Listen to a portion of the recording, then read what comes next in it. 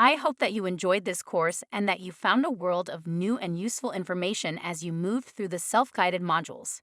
You have now learned about accessibility, how it is used in design, and how it is being used to create a more equitable world. You now know the importance of accessible colors, accessible fonts, and how to design for those with various impairments. You were given creative ideas for projects and assignments. You learned ways to implement accessibility into your lessons and how to engage students with the material.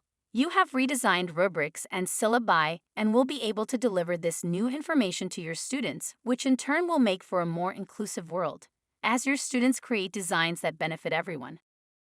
We are so glad you took the time to broaden your own knowledge of the world around you and have decided to make it a more equitable place for all users.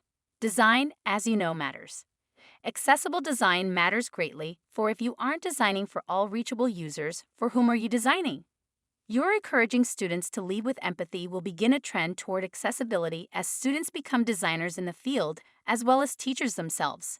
We encourage you to continue learning more about accessibility and how to incorporate it into your courses. Do you happen to remember the first instance of inaccessibility we covered when you began the course?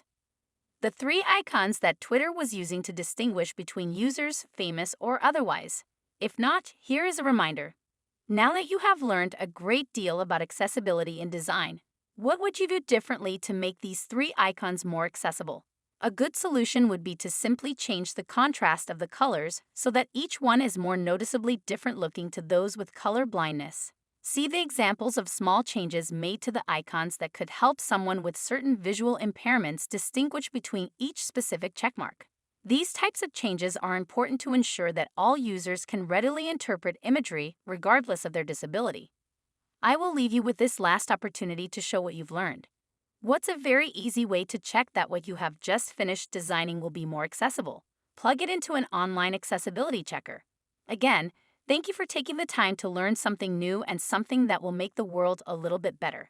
We hope that you will continue to look for opportunities to learn and grow so that you can impart this new knowledge to your students.